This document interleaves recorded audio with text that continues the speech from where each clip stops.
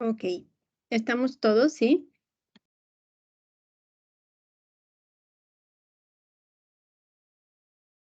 Sí, doctora. Me parece que falta una persona, pero ¿quién falta?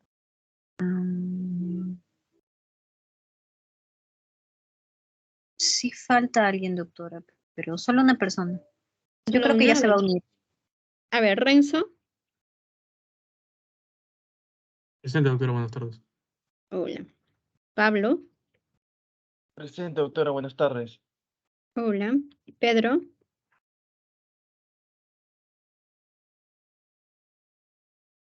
Ah, él me falta. Presente, doctora. Buenas tardes. Presente. Ah, ya. A ver, al final, Úrsula. Sí, doctora, presente. Hola. Analí. Presente, doctora. Adriano. Presente, doctora. Jocelyn. Presente, doctora. Caroline. Presente, doctora. Ingrid.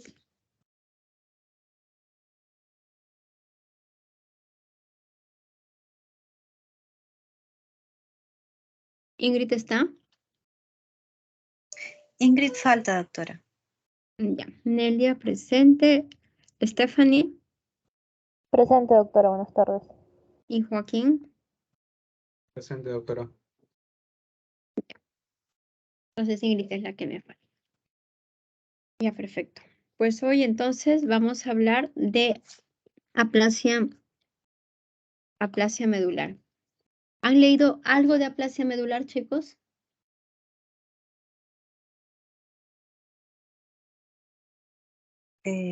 Algo, doctora. Algo. ¿Qué han leído? A ver, ¿quién se anima?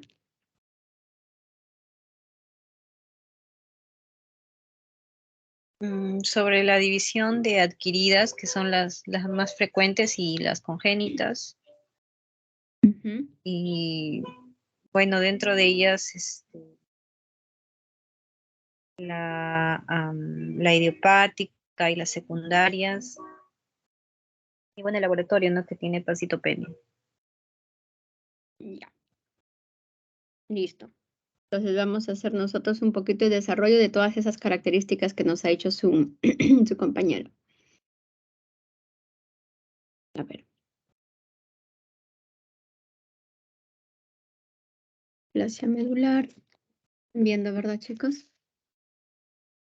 Pero, ahí está. Listo. Entonces, cuando hablamos de aplasia medular, lo que nosotros tenemos que imaginarnos es una médula ósea vacía. Es una médula ósea que no produce nada porque no tiene células madre. Es una insuficiencia medular donde han desaparecido las células madre porque generalmente en la mayoría de las veces el propio sistema inmune de los pacientes, ¿no?, la han atacado y la han destruido. Entonces, si nosotros queremos definir aplasia medular, vamos a decir que es una insuficiencia medular total de tipo cuantitativo. Significa cantidad de células madre no hay, ¿no? Ha desaparecido, no hay células madre.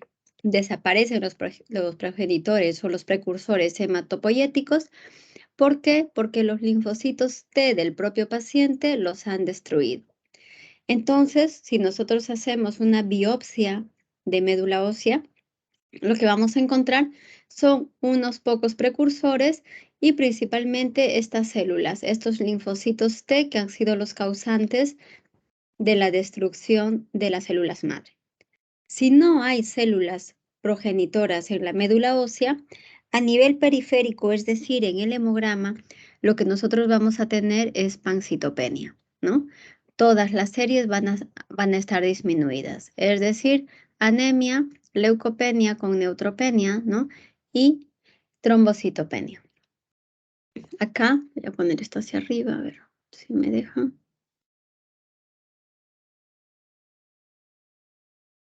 Para acá arriba. Acá les pongo una imagen de una biopsia de hueso, biopsia de médula ósea. Ya en la biopsia de médula ósea es donde nosotros vamos a poder ver la cantidad de la celularidad. Esta es una biopsia de una aplasia medular, que ya se las voy a poner para que comparen con una biopsia normal, ¿ya? Donde nosotros vemos las trabéculas óseas, que son estas rosadas que se las estoy señalando, y todo esto blanco que ven como un panal de abejas, ¿no? Es grasa. Todo lo blanco es grasa, son un montón de grasa, y estos pocos acúmulos de acá de puntitos negros son nuestras células. Entonces, en la médula ósea lo que va a quedar van a ser grasa principalmente y una poquita cantidad de precursores y presencia de linfocitos T, que van a ser los causantes de la destrucción que hemos dicho. Entonces, si queremos nosotros comparar para poder diferenciar bien y que ya se nos quede ahí en la retina, ¿no?, qué es una aplasia medular frente a una médula ósea normal, entonces tenemos acá estas imágenes. Las dos superiores van a ser las imágenes de biopsias de hueso, biopsia de médula ósea, que es con lo que se hace el diagnóstico. Las dos imágenes inferiores, que están en blanco y negro, van a ser aspirados de médula ósea. El aspirado de médula ósea te puede orientar a que hay poca cantidad de células, pero no nos va a poder cuantificar el porcentaje. El porcentaje lo haremos en la biopsia. Por lo tanto, el porcentaje no lo va a dar el hematólogo. El porcentaje de celularidad lo va a dar el patólogo. El patólogo va a ser el que finalmente, con la cantidad de células que ponga, nos va a poder dar o va a descartar el diagnóstico de aplasia medular. Entonces, viendo las dos imágenes hacia arriba, vemos la imagen A superior izquierda, tenemos una biopsia de médula ósea normal. Aquí, a este extremo, ven ustedes una trabécula ósea. Estos puntos blancos, que serían todos estos de acá, es la grasa. Y todos estos puntitos negros, ¿no? Todos estos puntos negros de acá son nuestras células. Entonces, vamos a tener aproximadamente entre un 30 a 70% de celularidad, que es lo normal. En un adulto promedio, nosotros para recordar decimos, hay de células 50%, de grasa 50%. Esto es como se ve normalmente. Y esta otra imagen de acá, la C superior derecha, es la imagen de una biopsia de médula ósea en un paciente con aplasia medular. Ahí están las trabéculas y todo lo demás es grasa, grasa, grasa, grasa, grasa, y por acá algunos puntitos que son nuestras células que han quedado, las residuales, ¿no? Si vemos la médula ósea normal en una biopsia, si nosotros la vemos al microscopio en un aspirado, vamos a poder ver todos estos puntitos de acá, ¿no?, de la biopsia. En un aspirado de médula ósea con mayor aumento podemos diferenciar bien todas las características celulares. Y entonces lo que vamos a ver van a ser distintas formas de células, es decir, progenitores para todas nuestras series hematopoyéticas, ¿no?, y la grasa que está acá. Se puede diferenciar bien, ¿no? Y las células la ven con su núcleo, citoplasma, membrana nuclear. Membrana celular, perdón. En cambio, en el aspirado de médula ósea de un paciente con aplasia, el aspirado es la figura D, que es la parte inferior derecha, vamos a ver principalmente grasa, grasa, grasa. Estos negritos de acá son células, unos linfocitos que serían los linfocitos T. Estos de acá que están como en fila son los hematíes. Estos ya están los listos para salir a periferia, ¿no? Estos son hematíes. Y si comparamos esta con esta imagen, vemos que acá no tenemos tantos distintos tipos celulares, ¿no es cierto? Acá sí y acá no. Entonces, cuando nosotros queremos cuantificar, nosotros no podemos cuantificar en estos aspirados. Acá diremos pues celularidad disminuida, celularidad muy disminuida con presencia o predominio de grasa y algunas células linfoides, ¿no? Aquí la celularidad estará conservada, presencia de las 3 series hematopoyéticas en los distintos estadios madurativos, ¿no? Iremos caracterizándolas así. Se ve, ¿verdad?, la diferencia entre ambas. Esto es lo que va a dar el diagnóstico de aplasia. Esta aplasia medular va a tener una incidencia a nivel mundial de 2 casos por millón de habitantes años. En Asia, esto se va a hacer un poco más, 7 casos por millón de habitantes años, y en una realidad un poco más parecida a la nuestra, como México, 4.1 casos por millón de habitantes años. La morbimortalidad en estos pacientes va a estar dada por las infecciones y hemorragias, por las pancitopenias que presentan, ¿cierto? Es una enfermedad del adulto joven con una incidencia trifásica. Aquí están los de la infancia, ¿no? De 2 a 5 años, y estas son causas hereditarias. Y cuando nosotros decimos generalmente aplasia medular, casi ni nos referimos a estas porque estas tienen nombre propio. Hay un pico de mayor incidencia entre los 15 y 25 años y un segundo pico a la edad de 60 y 69 años. Y esto es lo que les decía. Cuando nosotros hablamos de aplasia medular, nos estamos refiriendo siempre a la aplasia medular adquirida. La aplasia medular adquirida es la de los adultos. La aplasia medular congénita, ¿no? Son estas que tienen nombre propio porque la causa va a ser congénita, es decir, hereditaria, y se van a deber a distintas mutaciones específicas, ¿no? Mutaciones genéticas específicas, como por ejemplo mutación del gen FANC en la anemia de Fanconi, mutaciones de genes de mantenimiento de telómeros como el TERT-T, TERT-C, ¿no? En la disqueratosis congénita. Estas son clases aparte. Cuando nosotros hablamos de cada una de ellas, las nombramos con nombre propio. En cambio, nuestra aplasia medular adquirida es la clásica aplasia medular del adulto. Otro diagnóstico de pancitopenia con aplasia, habíamos dicho el día de antes de ayer en clase, ¿no? Es la hemoglobinuria paroxística nocturna, que lo vamos a desarrollar en seminario, que también cursa con pancitopenia, también puede dar aplasia, ¿no? Y tiene unas ciertas características. También con mutaciones genéticas, ¿no? En cambio, la nuestra, la aplasia medular adquirida, es de causa adquirida, como su nombre dice. Se va a caracterizar porque va a haber una destrucción de todas las células madre por un mecanismo inmunotóxico. Hemos hablado de los linfocitos T del propio paciente, que van a ser los que destruyen a los progenitores hematopoyéticos. Las manifestaciones clínicas del paciente se van a dar de acuerdo a las citopenias que presente, ¿no? Cuanto mayor anemia, pues mayor síndrome anémico.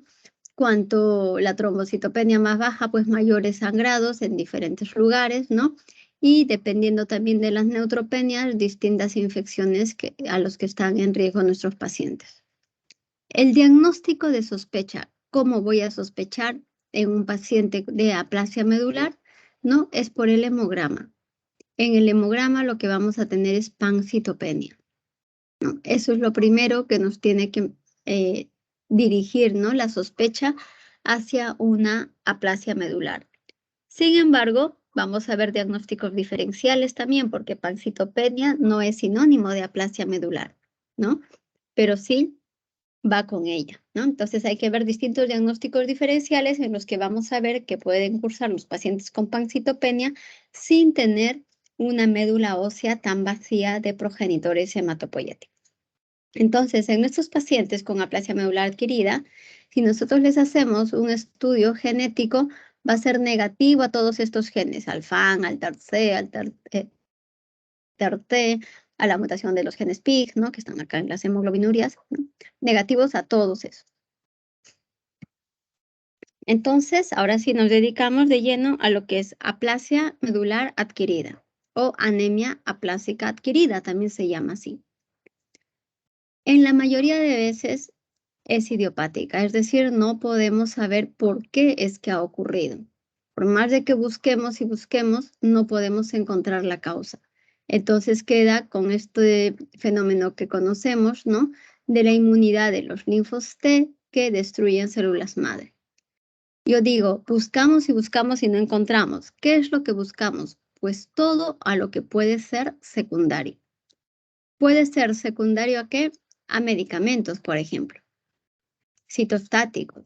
Pacientes que están haciendo quimioterapias pueden tener aplasia, ¿no? Pero secundario a la quimioterapia. Significa, pasa el efecto, el paciente recupera y vuelve a valores normales.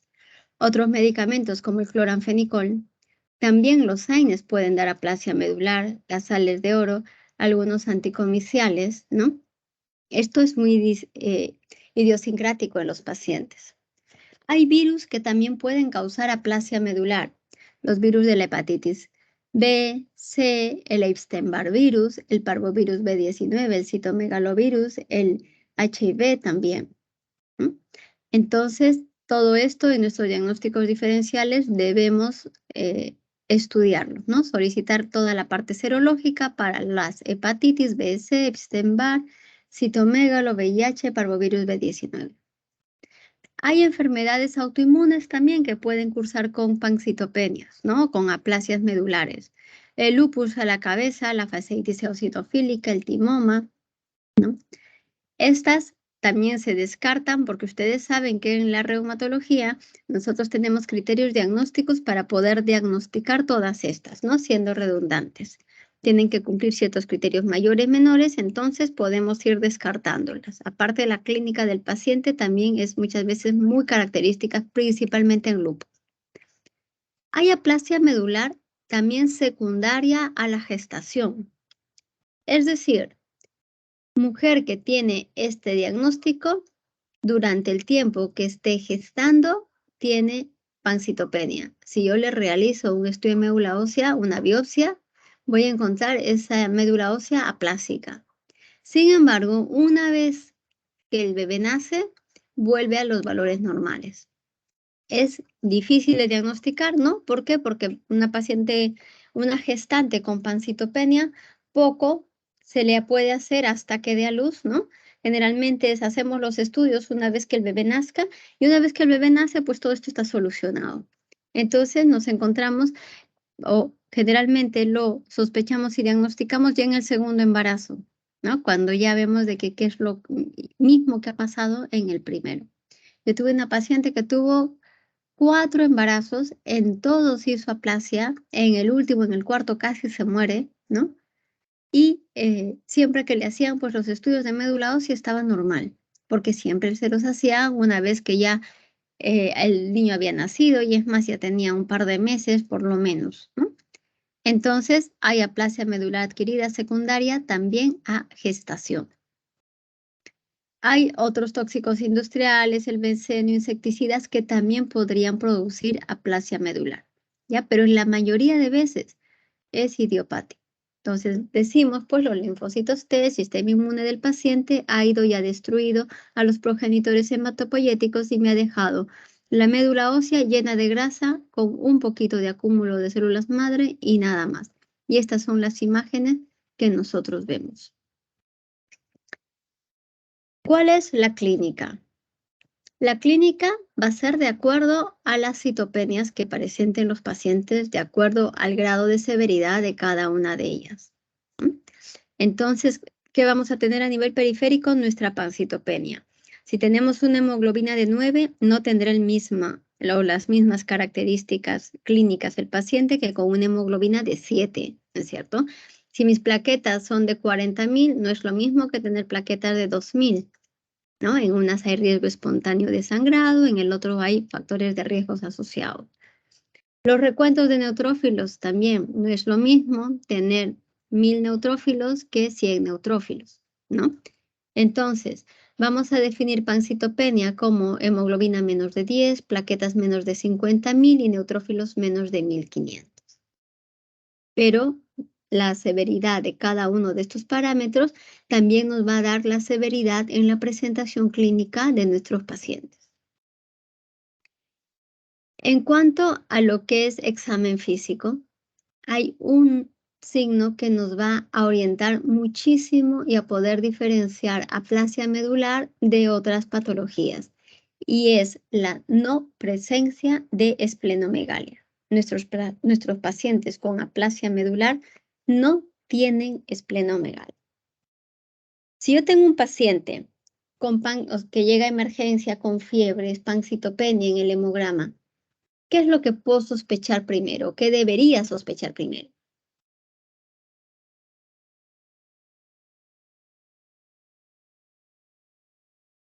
Leucemia. Leucemia, ¿no es cierto? Leucemia aguda. qué es lo que lo puede matar y que tengo que diagnosticarlo inmediatamente para tratar de dar el tratamiento lo antes posible. Pancitopenia, entonces lo primero que debo pensar es leucemia aguda, pero también puede ser una aplasia medular. Entonces, yo pongo a mi paciente en una camilla, le hago el examen físico. Si yo veo que hay esplenomegalia, mi diagnóstico de aplasia medular está descartado.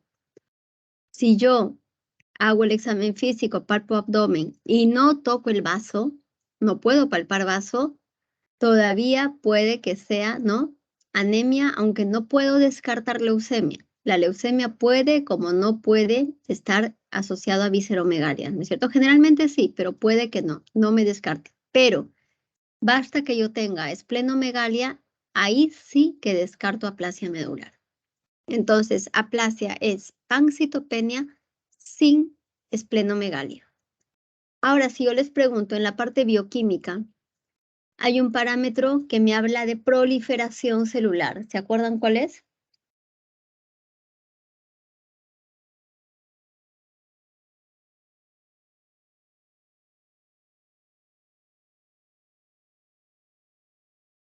En la bioquímica, a ver, recuerden. Por ejemplo, en una anemia hemolítica, que el cuerpo está tratando de producir lo más que pueda glóbulos rojos, a nivel bioquímico también lo tengo elevado. ¿Cuál es? A ver.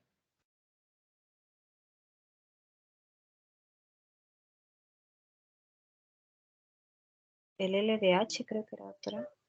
La deshidrogenasa láctica.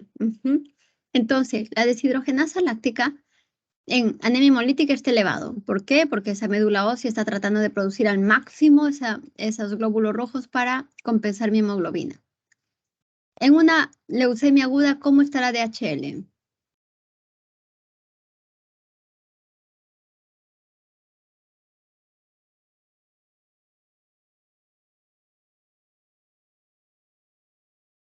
¿Y cómo Aumentado. está la DHL en una aplasia? A ver. ¿Qué dicen?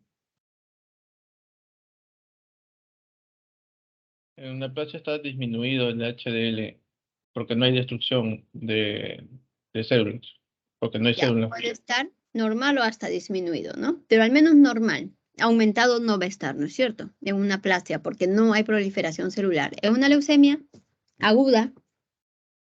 Está aumentado porque hay lisis. Y está aumentado.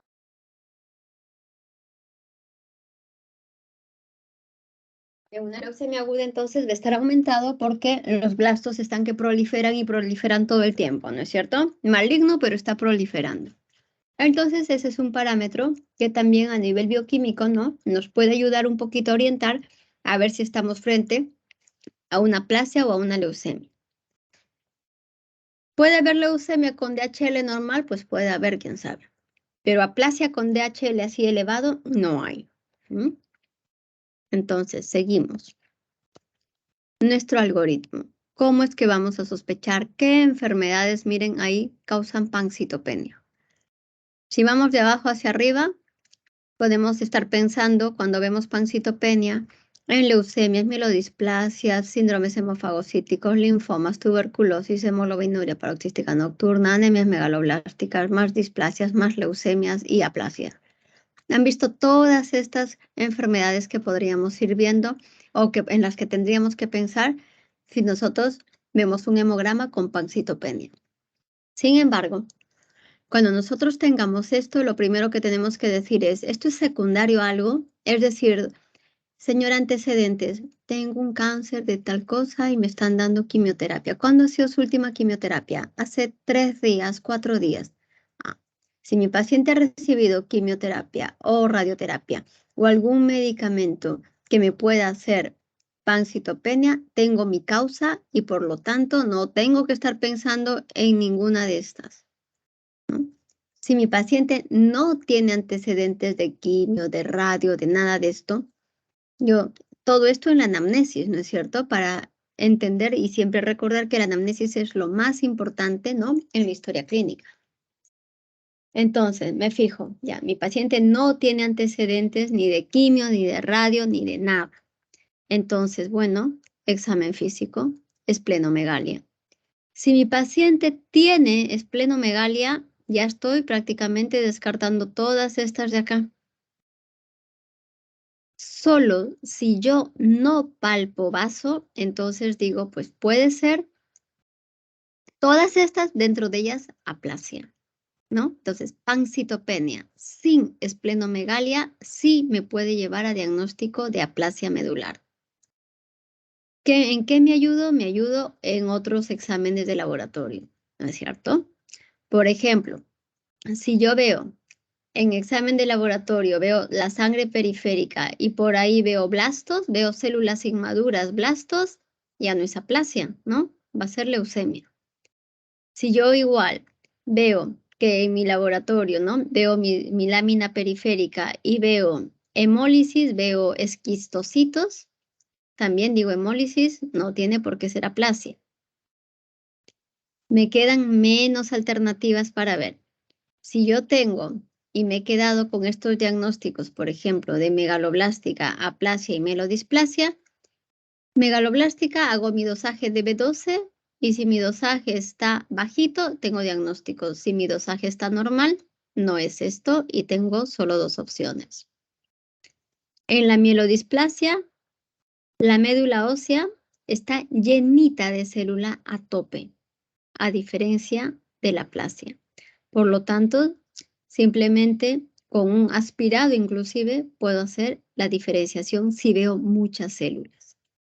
Aplasia entonces, si ya nos quedamos entre estas dos opciones, necesito para poder diagnosticarla una biopsia de médula ósea.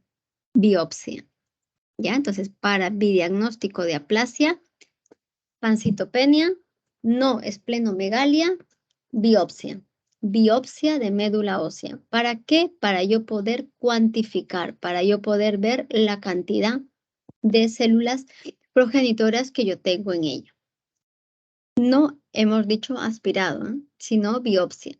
En el aspirado yo puedo ver y puedo decir, uy, hay muy poca celularidad o esta celularidad está aumentada, pero no puedo decir cuánto de porcentaje tiene de celularidad mi médula ósea.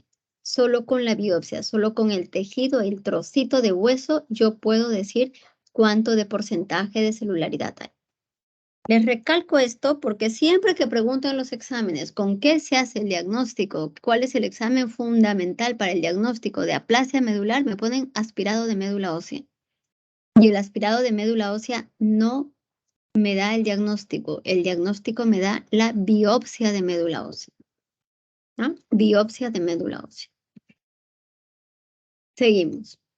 Entonces, nuevamente, para seguir fijando en la retina, médula ósea normal, médula ósea de paciente con aplasia medular. Son ambas biopsias, estas dos superiores, ya lo hemos dicho. En este lado, habíamos dicho en promedio 50-50 debe haber entre células y grasa, pero si queremos el rango, se los he puesto acá, el rango va entre 30 y 70% de celularidad. Va a variar con la edad, por supuesto, ¿no? No es lo mismo una médula ósea de un joven de 20 que de un señor de 70. Entonces, por eso hay rangos entre 30 y 70%. En un adulto, ¿no? 50 años, 60 años, 50-50 sería el porcentaje. Entre célula y grasa. Acá es súper fácil diferenciar simplemente al ver. El diagnóstico se hace con aspirado, no con biopsia, que son estas imágenes de acá. Acá me puede orientar, acá hay pocas células, acá hay muchas células, pero no me da porcentaje. El diagnóstico es por biopsia. Entonces recordamos nuevamente la celularidad normal va de 30 a 70% y tienen que estar los tres elementos celulares, ¿no?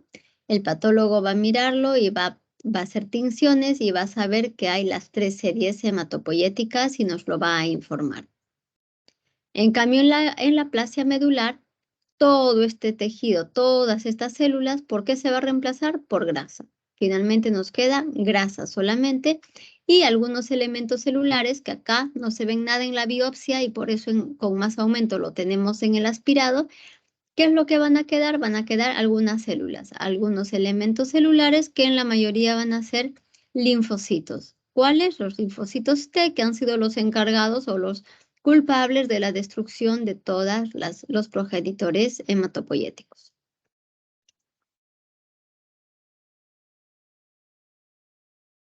Entonces, una vez que nosotros tenemos la sospecha de aplasia medular, es decir, tenemos un paciente que llega, por ejemplo, con infecciones de vías respiratorias altas, neumonía, ¿no? Hacemos un hemograma, hacemos una radiografía, hacemos todo para la parte del pulmón, pero también hacemos un hemograma. Y en el hemograma tenemos pancitopenia. Cuando nosotros tenemos esto, tenemos que, bueno, estamos empezando tratamiento antibiótico, estamos viendo qué opciones tiene para diagnósticos diferenciales, igual hemos palpado vaso y no hay vaso, igual hemos hecho una lámina periférica, no hemos encontrado ninguna célula rara, su DHL está normal, ¿no? Y digo, pues bueno, vamos a ver, parece una aplasia medular, no parece una leucemia, parece una aplasia, voy a pedirle mi biopsia de médula ósea. Cuando nosotros pedimos la biopsia, también hacemos aspirado, ¿ya? Siempre que hacemos la biopsia, nosotros hacemos aspirado. ¿Por qué? Porque la biopsia, al ser mandado a anatomía patológica, ha de pasar por todo el proceso, ¿no? Hasta su tinción y lectura, que significa fijarlo en alcohol, ponerlo en parafina, hacer los cortes, teñirlos y luego recién leerlos, ¿no? En cambio, nosotros en el aspirado podemos coger nuestras láminas portaobjeto donde hemos extendido nuestras gotitas de sangre medular y podemos teñirlas en media hora y llevarlas al microscopio. Entonces, nosotros podemos ver al microscopio si hay células o no hay células. Y hasta podemos ver qué clase de células son, ¿no? Si no hay células, pues dices, uy, acá está muy disminuido. Sí, puede que sea una aplasia y entonces me espero a que el patólogo me dé el porcentaje. Mientras estoy tratando a mi paciente de esa neumonía, ¿no? Va llevando sus antibióticos. En cambio, si yo veo una médula ósea llena de células, diré, ah, no, esto es tal cosa, si tengo el diagnóstico a la mano, o tal otra, lo que sea, menos aplasia, porque hay muchas células. Entonces, no tengo que estar esperándome al patólogo, ¿no? Ya sé que no es una aplasia. Iré a revisarme con cariño la lámina del aspirado para ver qué otra cosa puedo encontrar. Entonces, recordamos, el diagnóstico es por biopsia de médula ósea. Biopsia. El aspirado te orienta, la biopsia te da el porcentaje exacto. Una vez que el patólogo nos dice, acá hay menos del 30%, ¿no? Y más, te dice, hay menos de un 25%, estamos frente a una aplasia medular. ¿Ya? Entonces, menos de un 25% de celularidad, basta que el patólogo me diga que hay 20% de celularidad, ya digo, ah, esta es una aplasia. Si me dice el patólogo, hay 40% de celularidad, ya no será una aplasia, ¿no? Entonces, cuando la celularidad es menos del 25%, estoy frente a aplasia medular y necesito luego definir su severidad. Y para la severidad tenemos estos criterios que se les ha llamado criterios de Kamita para poder saber si mi aplasia medular es severa, es muy severa o no es severa. Entonces, acordémonos, celularidad menos del 25. Acá hay la otra opción entre 25 y 30, pero esta no se las voy a preguntar porque tienen que saber muchos otros parámetros. Esta sí, porque este es diagnóstico definitivo, celularidad menos del 25% es aplasia medular. Y para yo poder definir su severidad, me fijo principalmente en los parámetros de mi hemograma. ¿En qué parámetros? Acá tienen varios, pero yo quiero que miren principalmente los neutrófilos. Entonces, si yo tengo biopsia de hueso con menos del 25% de celularidad y neutrófilos menos de 500, diré aplasia medular severa. Neutrófilo menos de 500. Si yo tengo aplasia medular, es decir, médula ósea con una celularidad de menos del 25%, y neutrófilos menos de 200, diré, esta es una aplasia medular muy severa. Los neutrófilos, ¿han visto? Menos de 500, severa, menos de 200, muy severa, y los que no cumplen criterio ni de esta serán las no severas. Por ejemplo, paciente que tiene menos del 25% de celularidad y tiene, por ejemplo, 800 neutrófilos, ¿no? Es menos de lo normal, pero no llega a ser menos de 500 para ser severo, ni menos de 200 para ser muy severo. ¿Ya? Acá tienen también las cifras de plaquetas, en los severos menos de 20.000, igual que los reticulocitos, pero el que me hace la diferencia para poder definir severidad son los neutrófilos. ¿Sí? ¿Hasta ahí alguna pregunta, chicos?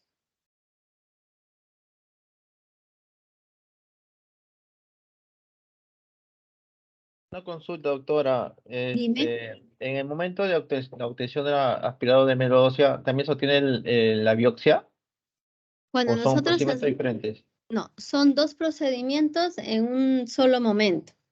Ah, ya, O ya, sea, ya. viene el paciente, lo ponemos en posición de biopsia, ¿no? O de aspirado, que es la misma, que es de cúbito ventral. La biopsia se hace de cresta ilíaca, nunca en esternón, ¿no?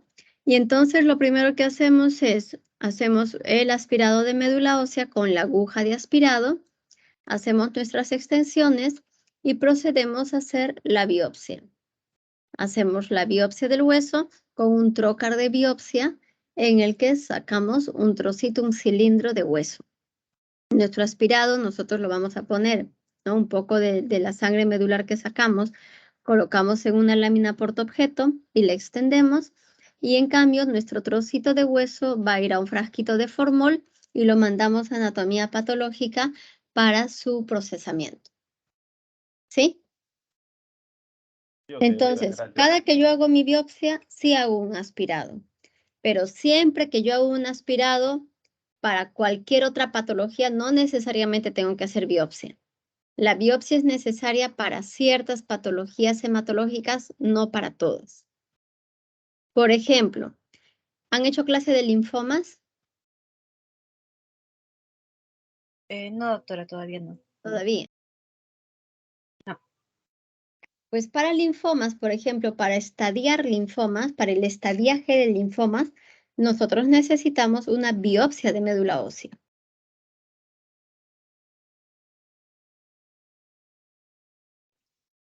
No un aspirado. Tiene que ser biopsia de médula ósea para el estadiaje. Solamente ahí se va a poder ver la infiltración de los linfocitos aberrantes del linfoma. En un aspirado te puede decir, acá hay muchos linfos, pero no te dices si hay o no hay infiltración. ¿Sí? En cambio, por ejemplo, si yo quiero un diagnóstico de mieloma, hago un aspirado y puedo ver ahí todas mis células plasmáticas. No necesito estar haciendo biopsia. Para una mielodisplasia hago un aspirado y ahí tengo que ver las características de las células. Por lo tanto, en una biopsia ustedes ya ven que se ve puntito, puntito, puntito. No puedo ver características celulares, ¿no? Como acá, por ejemplo. Acá no puedo ver características celulares. Figura A. Figura B, sí puedo ver características celulares. Una displasia significa que la forma de la célula se ha alterado, por lo tanto, tengo que hacer un aspirado para poder diagnosticar. ¿Sí? Entonces hay diferentes patologías que necesitan algunas biopsias y algunas aspirados. Nosotros, como les decía, en una aplasia medular tenemos que hacer para el diagnóstico la biopsia, pero hacemos el aspirado porque lo podemos tener mucho más rápido y podemos sacarnos de duda rápidamente si se trata o no, ¿no? O hay posibilidad o no de ser aplasia. ¿Por qué? Porque hay diagnósticos diferenciales en pancitopenia. Y acá tengo estos 4 y ustedes me van a ayudar a decir si les parece aplasia o no. Miren, esta Este es un aspirado de médula ósea. Esta imagen de acá. ¿Se ve, no? Lo que estoy señalando. Sí, doctora. Ya. El primero. El primero superior, ¿no? Izquierdo. Este es un aspirado de médula ósea. ¿Podemos saber que es un aspirado? Sí, porque veo cada célula con su núcleo, citoplasma, membrana celular. Veo un poco de grasa acá, unas micrograsas acá, ¿no? Micropuntos, porque una célula es chiquititita y estos, mira, son más chiquitas las grasas. Entonces, acá tengo un aspirado de médula ósea donde veo células. Si yo, por ejemplo, digo, a ver, Ingrid llegó. Chicos, Ingrid llegó. ¿Está Ingrid? No, doctora. No, ya. Entonces, a ver. Stephanie, si yo te muestro esta imagen primera superior izquierda y te digo, Stephanie, mira, estamos las dos en nuestra guardia de internado y te digo, oye, tú ya has hecho hematología, mira esta médula. ¿Será aplasia? ¿Crees que es una aplasia medular? Está pancitopénico mi paciente. ¿Qué le No, doctora. dirías? Que no es No, aplasia, esta no es una aplasia, ¿no? ¿Por qué no es aplasia? porque tiene mayor celularidad. Porque hay muchas células, ¿no es cierto? Entonces Stephanie dirá, mira, no sé lo que es, pero acá hay muchas células. No, esto no es aplasia, será cualquier otra cosa, pero aplasia no es. ¿No? Entonces, ¿esto qué es? Este es un aspirado de médula ósea donde vemos blasto, blasto, blasto, blasto, blasto, blasto. Por lo tanto, esta es una leucemia aguda. Es más, es una leucemia mieloide aguda. ¿Ya? Y si ustedes lo ven con un poquito de cariño, veremos, por ejemplo, acá un núcleo que está hacia un lado. Acá en medio hay un nucleolo que lo estoy tapando con el puntero. Citoplasma amplio. Acá otra. Núcleo lo que lo estoy tapando y un poco de citoplasma para acá. Y este es otro blasto, y este también, y este también, y este también. Parece, este no se ve bien. Luego, esta imagen superior derecha. Otro tipo de células, ¿no es cierto? Entonces acá, igual, estamos en una guardia. Nos dicen, oye, este paciente está pancitopénico. Pedro, tú ya has hecho la clase de hemato. Este es un aspirado, porque puedo ver mis células con todas sus características, ¿no? Pedro, ¿esta es una aplasia? No, doctora. No, doctora. ¿Por qué no es una aplasia? Hay mucha celularidad y no, son plasmocitos, creo. Estas son células plasmáticas. Estas células son súper lindas, pero súper malas cuando las tenemos en muchas cantidades, ¿no? Células azules, ¿ven? Tamaño mediano, núcleo excéntrico, cromatina madura, núcleo de forma redonda. Tiene un arcoplasma, que es el aparato de Golgi, que es esta cosa blanca acá que tienen todas. Tiene un citoplasma amplio, basófilo, es decir, azul, sin granulaciones. Son bonitas células, pero son pesadas, ¿no? Y hablaremos de ellas en esta clase de mieloma. Entonces, acá igual, ¿no? A Pedro le preguntaron y dice, no, esto me parece que es un mieloma, son plasmocitos, pero no, aplasia no es, de hecho, que no. Mira la grasa que hay, esta que la tapo con el puntero y esta de acá se acabó. Ay, acá un poquito. Y en aplasia sabemos que casi todo es grasa, grasa, grasa, grasa, grasa. Seguimos. Esta imagen de acá sí es una biopsia. Esta es una biopsia. Acá las células se ven como ya puntitos, pero ya casi ni se miran. Entonces, igual, oye, el patólogo dice que ha dejado una lámina del paciente tal y justo es el que me ha tocado y es pancitopénico. Y también les dicen, esta es su biopsia. ¿Será una aplasia? Y se lo preguntan a quién. A ver, le preguntan a Úrsula. ¿Esta es una aplasia, Úrsula?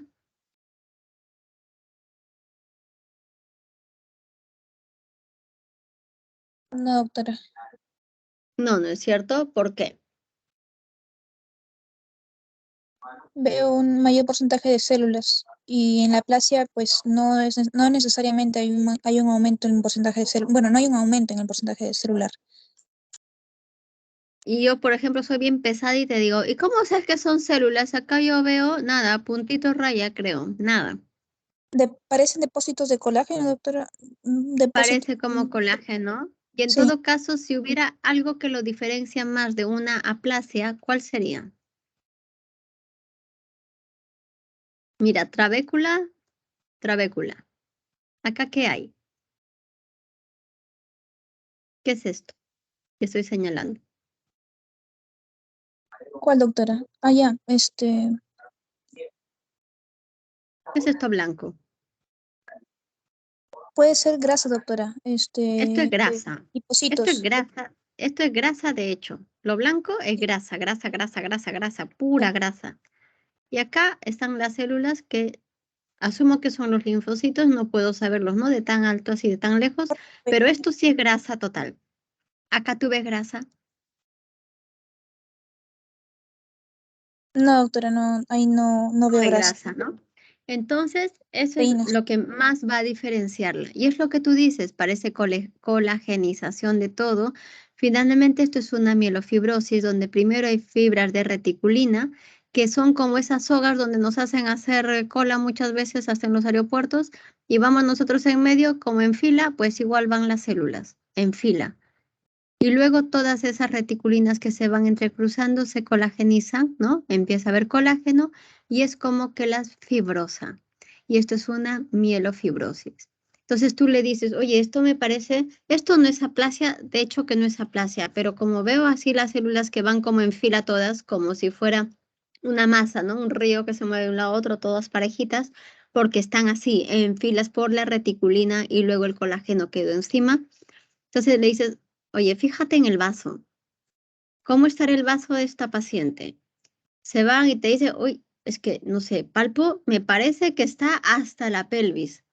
Entonces Úrsula va y se fija y dice, pues sí, tiene el vaso que le llega hasta la pelvis. Y es que la mielofibrosis es de las patologías hematológicas que tiene el vaso, uno de los vasos más grandes. La mielofibrosis puede tener esplenomegalia gigante.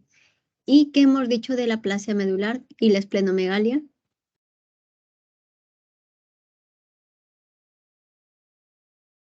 Que no van Que juntas. no hay.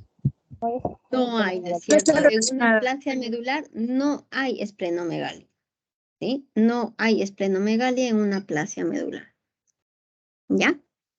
Entonces, esta tampoco va a ser aplasia, pero hay pancitopenia, pero con esplenomegalia grandota. Aquí, reconocen esta celulita. Esta es una lámina de sangre periférica. Estos son hematíes, estas son plaquetas. Sangre periférica, una gotita de sangre que la hemos extendido y nos hemos encontrado con esta célula. ¿La reconocen? Un neutrófilo Parece. segmentado. Un neutrófilo hipersegmentado, ¿no? ¿Qué hace este teniendo 1, 2, 3, 4, 5, 6, 7, 8 y 9 segmentos? Demasiados. ¿Dónde vemos eso?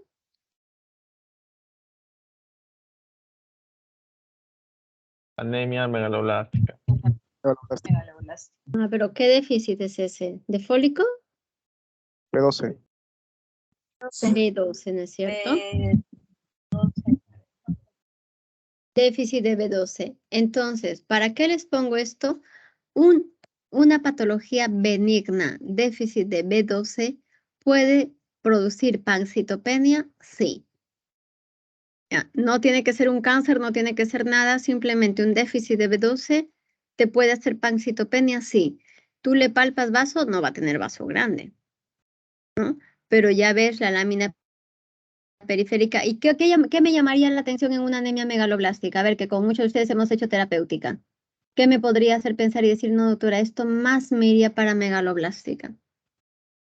¿A qué es fácil, no? Pues lo sospecho, veo esta célula y digo, a ver, dosaje de B12, bajito y se acabó el pastel, ¿no? Ya está. Pero esta tiene unos volúmenes corpusculares enormes, 115, 120 de volumen corpuscular medio. La aplasia es macrocitosis, pero no es un volumen tan exagerado. ¿Ya? Eso ya son tips más finitos por ahí, pero nos ayudan mucho a diferenciar. Entonces, puede haber pancitopenia, por déficit de vitamina B12, que es algo benigno, no tiene por qué ser una patología maligna la que me causa esta pancitopenia. Pero acá, mi paciente, generalmente, ¿qué características tendría? A ver, yo doy un ejemplo. Paciente vegano. ¿Ya? Puede ser uno que tenga anemia megaloblástica. Otro. 3 cosas vamos a decir. Vegano, el otro. ¿Qué otras personas que en mi anamnesis puedo pensar en que puede ser un déficit de B12 la que causa pancitopenia? Paciente con gastrectomía. Una gastrectomía, que se haya olvidado de ponerse cualquier cosa, ¿no? Ya no tiene, no se está colocando B12 ni nada. Ya, ¿y qué más?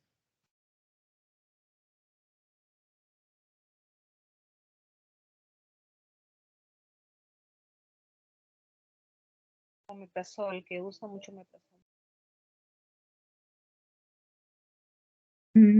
Bueno, a ver, otro. Ya no me digan vegetariano porque ya vegano ya asumo vegetariano. Una que es bien común mayores. y que muchas veces no lo pensamos son los adultos mayores. Los adultos mayores que a veces se pasan años sin comer carne roja por la dentadura. Entonces te viene un viejito de 80 y muchos años, pancitopénico, a descartar leucemia aguda, ¿no? Entonces ves un hemograma y sí, tiene 6 de hemoglobina, tiene 40.000 plaquetas y tiene 2.500 leucocitos, pancitopénico. Pero entonces tú te fijas y tiene un volumen que se te va a 120, ¿no? Lo ves, te fijas cómo te habla y todo y te das cuenta de que ese señor y le preguntas, ¿usted come carne roja o en casa le dan carne roja? No, porque no puede masticar. Haces dosaje de B12, te sale la B12 súper bajita, 50, 60, le das B12 y esa sospecha de leucemia se va porque el paciente empieza a recuperar todos sus valores. ¿Ya? Entonces, porque esto lo van a ver ustedes en el internado y en el serum, ¿no es cierto? Pacientes que por A o B no pueden comer, si son vegetarianos, si son veganos, es por sus propias ideas, ¿no? Si son adultos mayores, tal vez hasta por la dificultad en el masticar, que parece tonto, ¿no? Pero así es. O simplemente porque a veces no da para comprar carne, ¿no es cierto? Entonces, también hay que sospechar a esta entidad que sin ser maligna nos puede causar pancitopenia. Entonces, una vez que nosotros hemos diagnosticado nuestra aplasia medular con nuestra biopsia, nos han dicho que hay menos del 25% de celularidad. Hemos pensado de que al tener 400 neutrófilos estamos frente a una aplasia medular severa. Decimos, pues tenemos que tratarlo, ¿no? No vamos a dejar a mi paciente con su aplasia hasta que se muera por una infección o se desangre o le dé un infarto, ¿no? Entonces, ¿cómo vamos a hacer? ¿Cuál va a ser nuestro algoritmo de tratamiento? Pacientes menores de 40 años, lo que yo voy a intentar es cambiar esa médula ósea. Esa médula ósea está sin progenitores, está en cero, ¿no? No tiene células madre. Si no tiene células madre, yo quiero cambiarla. Se la cambio y tendré que hacer, cambio para mí significa trasplante de médula ósea, ¿no es cierto? Y un trasplante de médula ósea en estos casos debería ser autólogo o halogénico. ¿Qué me dicen? ¿Qué me dicen y por qué, no es cierto?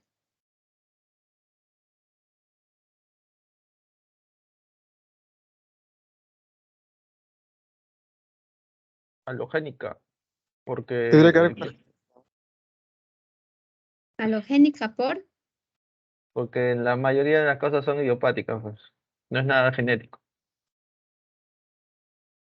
ya, hasta halogénico estamos bien. A ver, otro por qué. Doctora, ¿podría repetir la pregunta, por favor?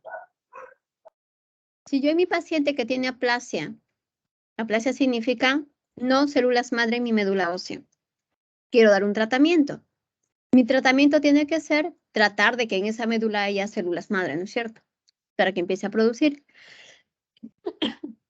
En los pacientes menores de 40 años, voy a intentar cambiar esa médula ósea.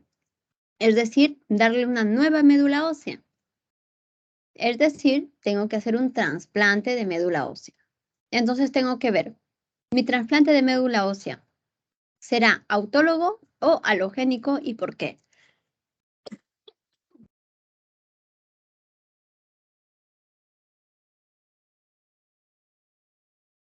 Su compañero ya dijo halogénico, estoy de acuerdo.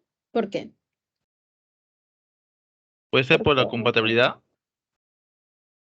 Si es halogénico, tengo que buscar a alguien compatible. Ya, Pero sí voy a doctora, buscar a ahí alguien no es. compatible, pero halogénico, ¿por qué? A ver, otra razón. Porque ya de por sí, doctora, el mismo paciente no tiene precursores hematopoyéticos. Claro, el mismo paciente, ¿quién me ha contestado eso? ¿Adriana o Analí? Arrieta. ¿Mm? Stephanie. ¿Stephanie? ¿Y por qué te tengo como acá? Stephanie. Porque la médula ósea no tiene progenitores hematopoyéticos. Entonces, si yo quisiera hacer un trasplante autólogo, es decir, del mismo paciente, yo necesito estimular una médula ósea, luego colectar sus células madre, para luego de hacer una quimioterapia de acondicionamiento, trasplantar, es decir, infundir esas células madre. Si mi paciente no tiene progenitores hematopoyéticos, ¿no? No hay. Entonces, ¿cómo puedo estimular? ¿A quién estimulo? A nadie, ¿no? Por más que yo estimule, no voy a lograr nada. ¿Sí? Por lo tanto, el trasplante ha de ser halogénico. Es decir, tengo que conseguir una médula ósea de un donante que sea compatible con él para yo poder poner esa médula en mi paciente. Eso es lo que tratamos de hacer en nuestros pacientes menores de 40 años. Tratar de buscar un donante, en el mejor caso que sea relacionado, y en nuestro país tiene que ser relacionado, porque no hacemos otro tipo de trasplantes. Solo relacionado significa solo emparentado, solo de un pariente. Y más chiquito todavía, solo si tienes un hermano compatible al 100%. Entonces buscamos si mi paciente tiene su hermano compatible 10 de 10 o al 100%, y si es así, le hago el trasplante halogénico de médula ósea. Si el paciente, a pesar de tener menos de 40 años, no tiene un donante compatible, entonces le doy tratamiento de triple inmunosupresión, TIS. El TIS, el tratamiento de triple inmunosupresión, se lo damos generalmente a los pacientes mayores de 40 años. Cuando es menos de 40, intentamos que sea un trasplante halogénico, pero cuando es más de 40, empezamos empezamos ya con un TIS. ¿Qué pasa? Cuando nosotros tenemos un paciente menor de 40 años, mientras buscamos al donante, es decir, mientras les hacemos el estudio de compatibilidad, solo para el estudio de compatibilidad puede tardar un mes. Hasta que si sale uno compatible y tenemos ya un hermano posible donante y lo estudiamos al hermano y vemos todas las pruebas serológicas de anticuerpos que tenga para ver si de verdad es compatible y ese trasplante va a dar resultado, puede pasar otro mes. Por lo tanto, puedo tener 2 meses en que mi paciente, una vez diagnosticado, no reciba tratamiento y tenga algún riesgo de infectarse. Doctora, pero uno se cuida y no se infecta. Pacientes estos generalmente necesitan transfusiones y por lo tanto están acudiendo siempre al hospital para, si no es transfusión de plaquetas, transfusión de paquete globular y terminan infectándose.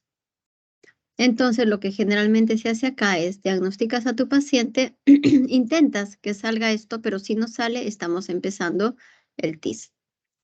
La triple inmunosupresión se da con 3 inmunosupresores, ¿no? Triple inmunosupresión, fácil de recordar, que son las timoglobulinas o linfoglobulinas, 1, ¿no? Esas son las timoglobulinas, Segundo inmunosupresor, la ciclosporina A.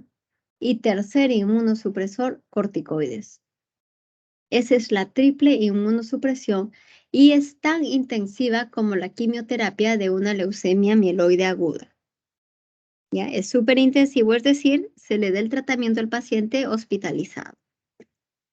Cuando nosotros damos la triple inmunosupresión, nosotros vamos a infundir esas timoglobulinas o esas linfoglobulinas de las que hemos hablado, son de origen de caballo o de conejo.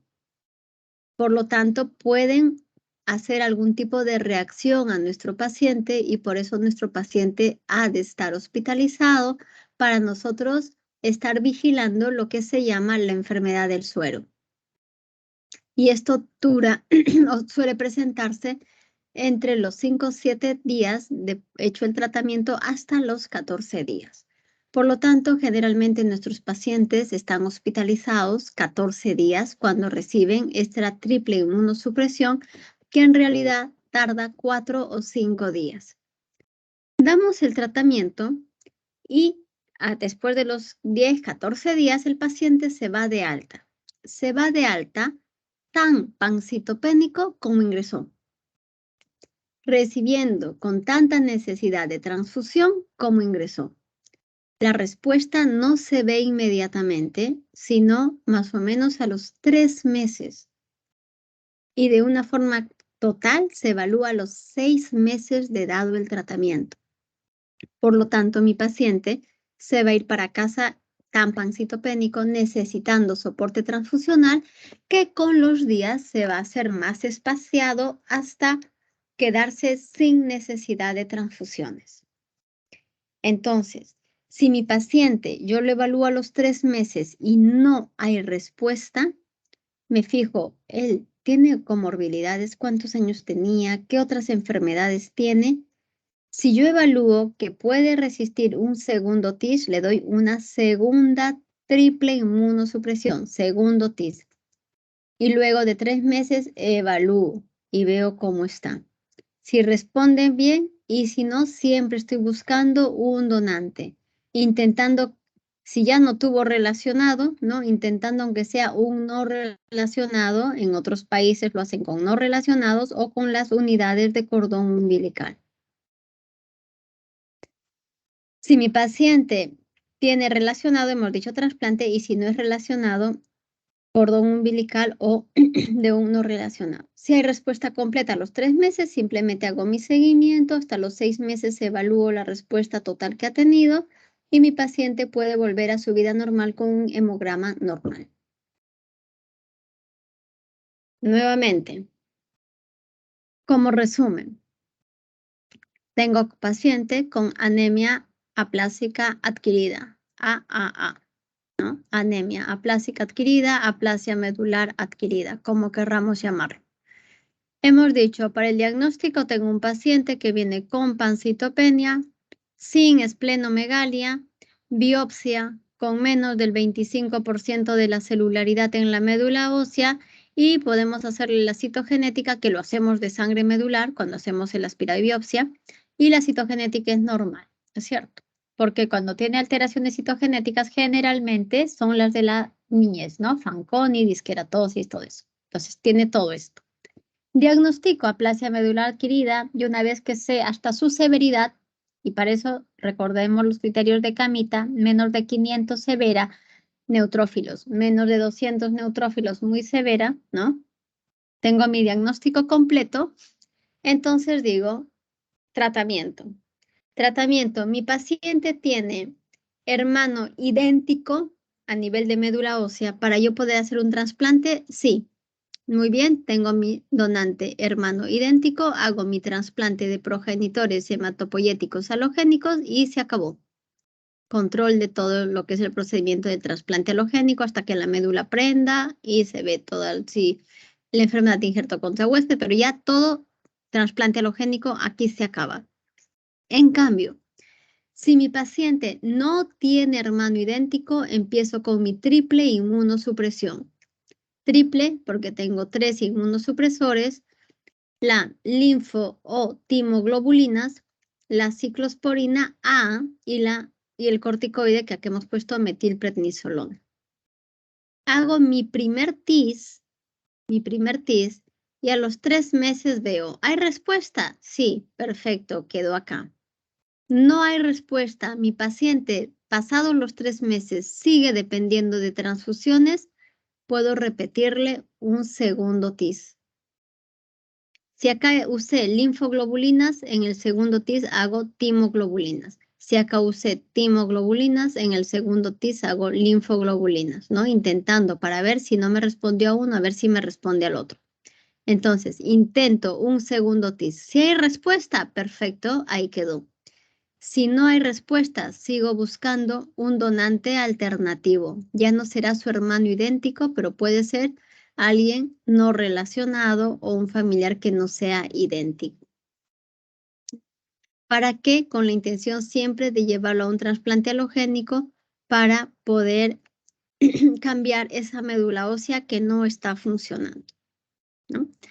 Si tengo ese donante alternativo, que puede ser un familiar no idéntico o un no relacionado, o sea, un extraño, si tengo, hago el trasplante y ya está. Y si no lo tengo, no me va a quedar más que hacer una terapia de soporte.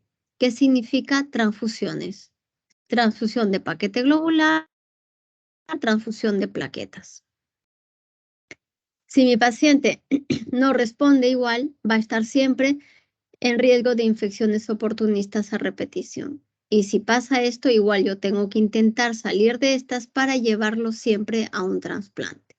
La intención es el cambio de médula ósea por un trasplante, ¿no? Que es poner una nueva médula ósea, o con la triple inmunosupresión, que es como un reseteo de la médula ósea, ¿no? Para entendernos un poco, cuando nuestra computadora se cuelga y se resetea, ¿no? Igual, un reseteado para ver si nuestra médula ósea empieza a producir. ¿Sí? ¿Alguna pregunta, chicos?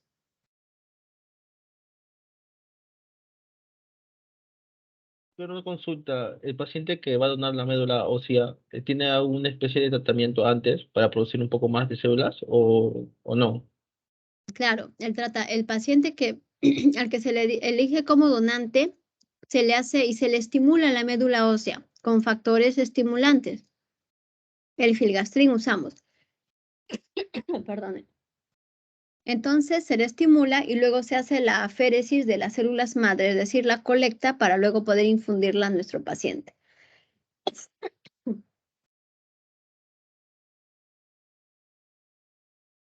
Ese procedimiento, por si acaso, no implica algún riesgo para el donante.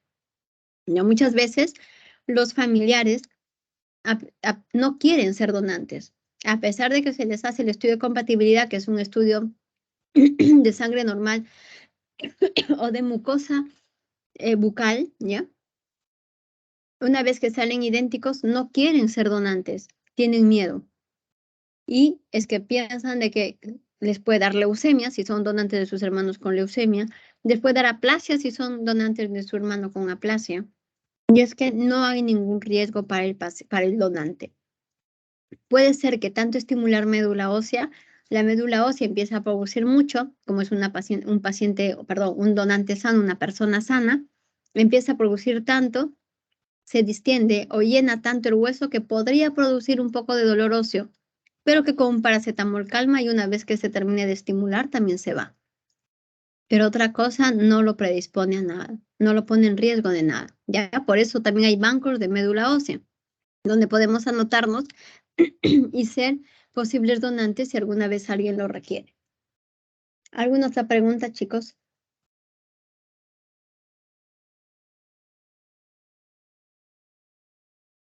¿Ha quedado claro? ¿Sí se me escucha, doctora?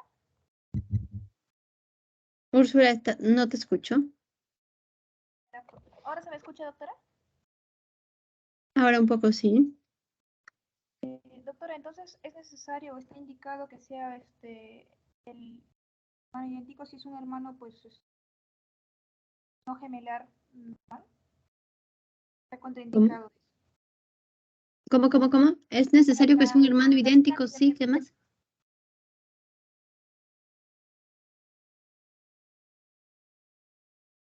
Hola. Úrsula, habla fuerte, no se te escucha.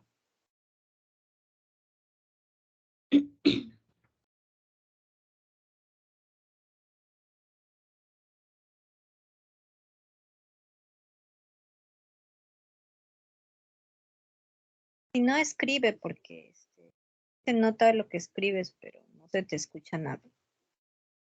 Úrsula, creo que has preguntado si el hermano es, o sea, el hermano ha de ser idéntico. Escuché algo de gemelar. Si tu hermano es gemelo, es idéntico, de hecho. Ya tiene, y ese se llama, es más, se llama trasplante singénico de hermano gemelo, hermano mellizos, y ahí tienes seguridad de que tienes uno compatible al 100 contigo. ¿Esa era tu pregunta?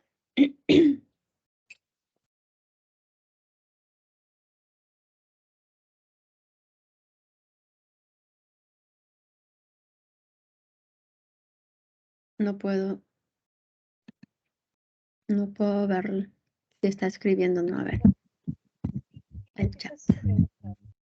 Ya, sí, esa era su pregunta.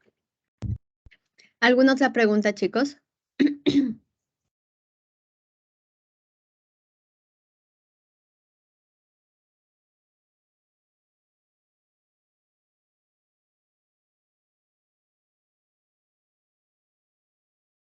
¿Ninguna? Ya vean, les quiero contar, espérense que denme un minuto, que se me ha ido la batería, según yo estaba conectada al toma corriente esto, pero no. Esperen.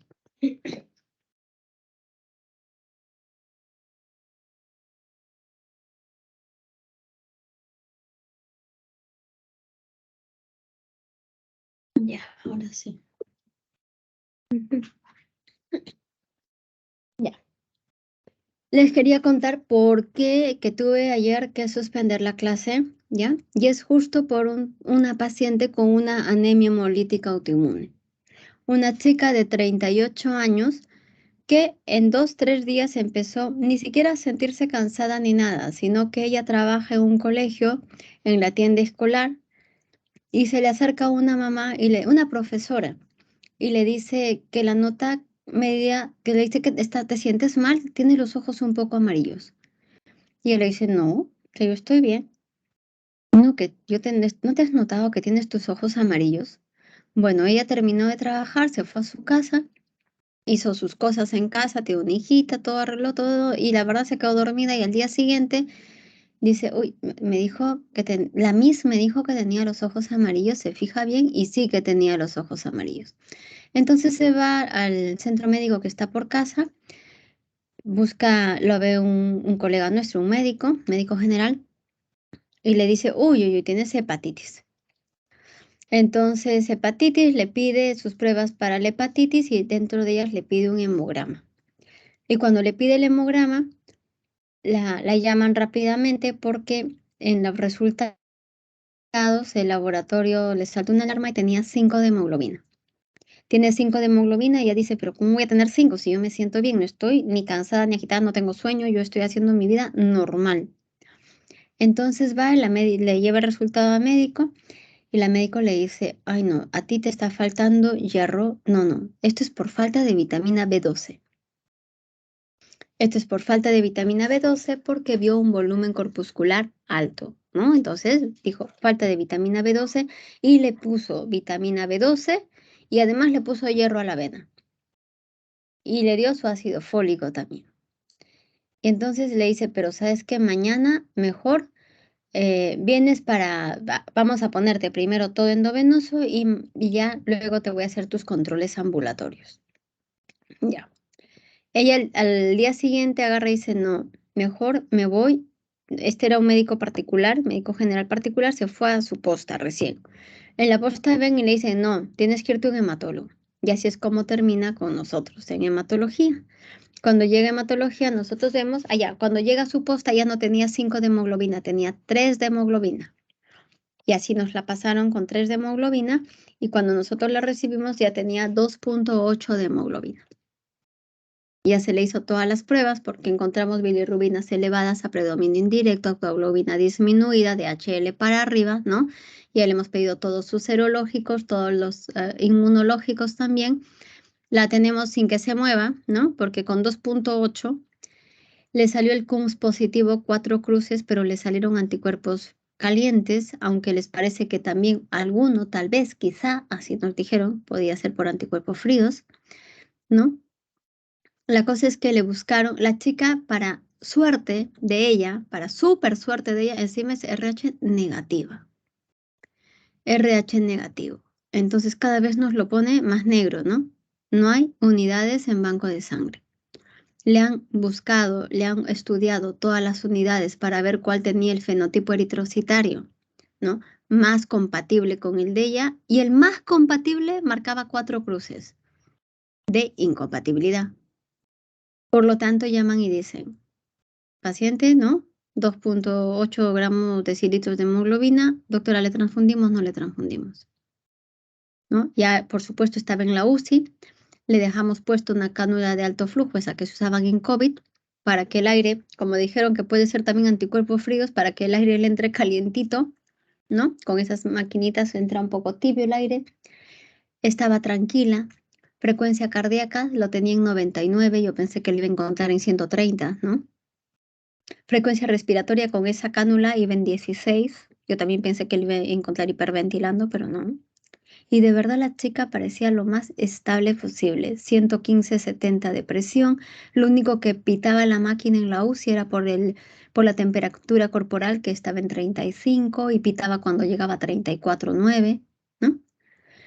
Entonces, ahí el de la UCI ya le había informado a ella que su caso era grave y que se podía morir. Había hablado con la mamá, la hermana y la pareja para decirles que tenían que firmar la autorización para la transfusión y que la transfusión era un riesgo de que también se muera.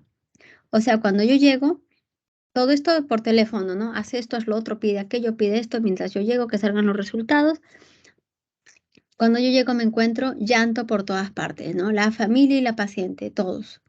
Unos porque se moría la paciente y tenían miedo de firmar, la otra porque qué iba a hacer de su hijita, todo era llanto. Entonces, pues, me demoré más que en dar las indicaciones y todo, en hablar con cada uno de ellos, ¿no? Para poder estar tranquilos. Y tenía yo que decidir, ¿transfundía o no transfundía con 2.8 de hemoglobina? Con todo lo que les he contado, sus funciones vitales, la he encontrado, he hablado con ella como media hora, me ha hablado tranquila, sin agitarse ni nada. Diagnóstico: anemia hemolítica autoinmune, CUMS positivo 4 cruces, que me dijeron que era IgG, pero que por ahí quizá tal vez había un poco de anticuerpos fríos, pero 4 cruces IgG segurito. Y me decían, ¿transfundimos o no transfundimos, doctora? 2.8 de hemoglobina. ¿Qué hubieran hecho? A ver. Transfusión con un inmunosupresor para disminuir, ¿no?, la hemólisis. Inmunosupresor. ¿Qué inmunosupresor? Ah, espérate. Esta chica ya le habían iniciado ya metilprednisolona. Estaba con 1 gramo al día de metilprednisolona. Y seguía con 2.8. Bilirrubina en 7, predominio indirecto.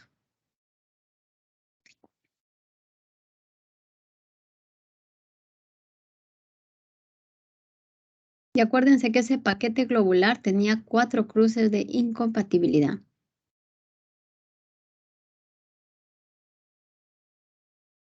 Ya, a ver, cierren ahí ese caso. Otro caso, señora de 79 años que llega a la emergencia porque sus hijas la notan un poquito amarilla, la llevan a la viejita y cuando le hacen un hemograma en la emergencia, le piden también bilirrubinas pensando en hepatitis, finalmente tenía hemoglobina de 6.